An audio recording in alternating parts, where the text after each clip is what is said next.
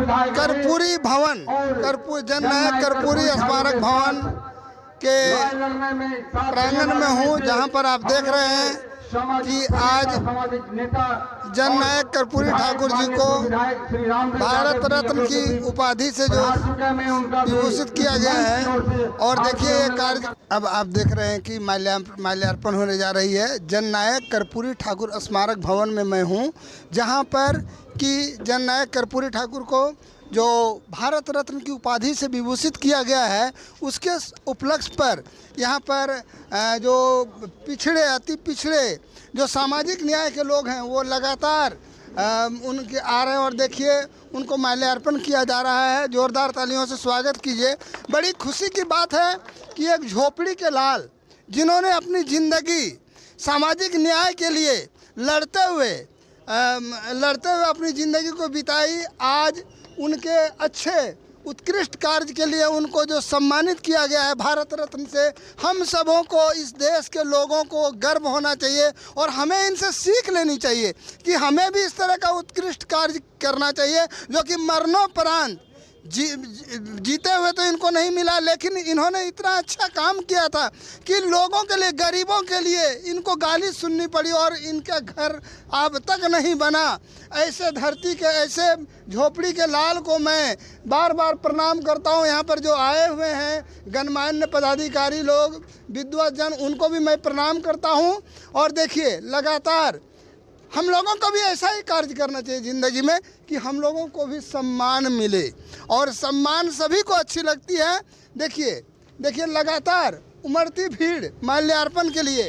क्या इन्होंने एक उत्कृष्ट छवि के, व्यक्तित्व के धनी, सृजनशील व्यक्तित्व के धनी श्री जननायक कर्पूरी ठाकुर, जिनको मरणोपरांत भारत रत्न की देना तो है ही ना, देना तो है ही कि जिन्होंने अच्छा काम किया उसको ना दीजिएगा तो फिर कैसे होगा। और कहता है कि नहीं फूलते कुसुम अमित बार राजाओं के उपवन में, अनेकों बार फूलते हैं पूर से दूर कुंज कानन में। कौन कहता है कि झोपड़ी में लाल पैदा नहीं होता है। और देखिए आज उसी की एक जो आपके सामने एक छवि है, उसी का जो मिसाल है। देखिए हमारे सर लोग आए हैं, भागलपुर से आए हैं और दूर दूर से आए हैं, और इसी का मैंने अच्छे कर्मों को करने का प्रतिफल है कि इनको मरणोपरांत भारत रत्न दिया गया, और सिर्फ इनके कर्मों के कारण दिया गया है। ऐसा नहीं कि किसी ने इनको उपहार स्वरूप दिया है। देखिए लगातार माल्यार्पण की कार्यक्रम आगे बढ़ता जा रहा है, और जो दीप प्रज्वलित करके कार्यक्रम का शुभारंभ हो रहा है। और देखिए भागलपुर विश्वविद्यालय के डॉक्टर विलक्षण दास जी हैं, और यहाँ पर जो हमारे श्री रामदेव बाबू हैं, और बड़े बड़े पदाधिकारी आए हैं।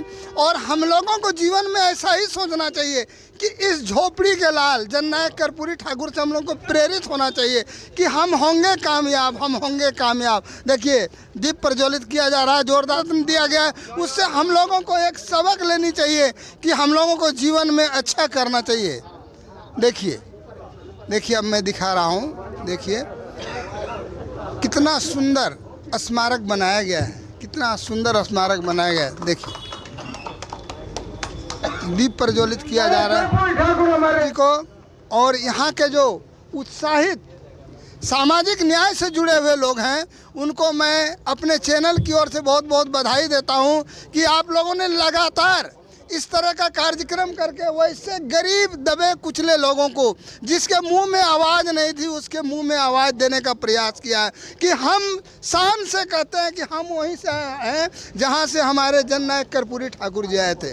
हमें अपने जाति पर, अपने मातृभूमि पर, अपने माँ पर और अपनी मातृभाषा पर गर्व है। हम उसके साथ कभी समझौता नहीं करने जा रहे हैं। हम किसी भी हालत में ये नहीं कहने जा रहे कि हम इस जाति से नहीं हैं।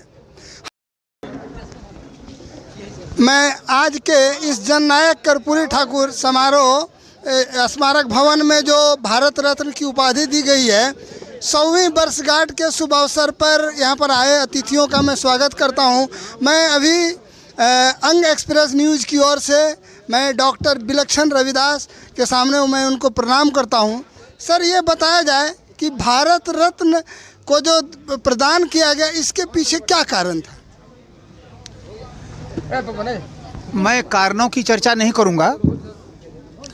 मैं केवल इतनी चर्चा करना चाहता हूं कि लंबे संघर्षों के बाद जितने भी सामाजिक न्याय धारा के लोग हैं, सबों के संघर्षों के कारण प्रधानमंत्री जी बाध्य हुए हैं, भारत सरकार बाध्य हुई है कर्पूरी जी को ये सम्मान देने के लिए, भारत रत्न देने के लिए। मैं उनको धन्यवाद करता हूँ, लेकिन उससे ज़्यादा सामाजिक न्याय की लड़ाई लड़ने वाले हमारे जो SC ST OBC माइनॉरिटी समाज के लोग हैं, जिन्होंने कर्पूरी जी को अपना जन नायक कह करके पुकारा है, उनके संघर्षों के परिणाम स्वरूप ये आया है। सर, आपका तो हम लोगों ने नाम बहुत सुना है और आपसे मिलकर खुशी भी हो रही है, लेकिन आज ऐसा देखा जा रहा है कि हम आज भी अपने को वो बताने से डरते हैं कि हम अति पिछड़ी जाति या दलित जाति से। इसके पीछे क्या कारण है? इसके दो कारण हैं। एक तो 3,500 वर्ष की जो हमारे बहुजन समाज की गुलामी है, SC ST OBC की, महिलाओं की, उसके कारण हमारा मनोबल गिरा हुआ रहता है। दूसरा महत्वपूर्ण कारण है कि आर्थिक और राजनीतिक जो संबल है वह नहीं है। अगर हम ऐसा कर सके, यानी शिक्षा का प्रसार कर सके, अपने विचारधारा को ले जा सके वहाँ जन जन तक, तो ये बातें दूर होगी। धन्यवाद। मैं चूँकि राजनीति शास्त्र का शिक्षक रहा हूँ और मुझे ऐसी बात कर, मैं श्रीमान से बात करना चाहूँगा। सर जनार्दन बाबू, आप ये बताइए कि आज के समय में जो ये मूल्य विहीन राजनीति की बात होती है, जहाँ मूल्य नहीं है, कभी तू छलिया लगता है, कभी तू छेला लगता है, इस संबंध में आपका क्या कहना है? मैं इसके बारे में मूल्यहीन राजनीति हो ही नहीं सकती। तो मैं देख रहा हूँ कि आप अपने वोट लेते हैं कुछ का और कहीं और चले जाते हैं, इस संबंध में क्या कहना है? देखिए, आपका सोच और वर्तमान सोच में थोड़ा अंतर जी। और जब पूर्ण समझ आ जाएगा, जब आदमी पूर्ण हो जाता है ज्ञान से, तो उसको ना हरिजन दिखलाई पड़ता, ना ब्राह्मण दिखलाई पड़ता, सब में वर्ण दिखलाई पड़ता, सब में वर्ण, कोई नहीं छोटा है नहीं कोई बड़ा है। चलिए, आपको मेरे चैनल में भाग लेने के लिए बधाई। मैं सबों को प्रणाम करता हूं और अब मैं धोरैया कॉलेज के जो हमारे प्रोफेसर साहब हैं उनसे बात कर रहा हूं।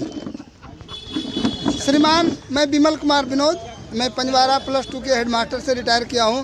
सर, आज जो भारत रत्न पाके हम गौरवान्वित महसूस कर रहे हैं, इसके पहले हम कैसा सोच रहे थे? सबसे असली बारिश कोई अगर हुआ, वह राष्ट्रीय जनता दल का राष्ट्रीय अध्यक्ष माननीय लालू प्रसाद हुआ, जिन्होंने उनकी बातों को जनता तक पहुंचाने का काम किया। जिन लोगों ने देश रत्न की उपाधि के लिए हमेशा अपने आप को विधानसभा से लेकर लोकसभा में आवाज लगाने का काम किया, वक्त आया तो ठीक है, आप जगह पर थे, आपने देश रत्न की उपाधि दी, लेकिन लोग के पीछे हम लोग के वरिष्ठ अधिवक्ता और बांका एडवोकेट एसोसिएशन के सेक्रेटरी एवं समखिया मोड़ डिग्री कॉलेज के सचिव महोदय और जो हमारे बीच आए, मैं उनका स्वागत करते हुए मैं कहना चाहता हूं, कोई आए अपनी बातों को रखने का काम करें। मंत्री यादव जी, आज जननायक कर्पूरी ठाकुर जी की 100वीं जन्म शताब्दी समारोह के अवसर पर हमारे बीच अध्यक्षता कर रहे हैं।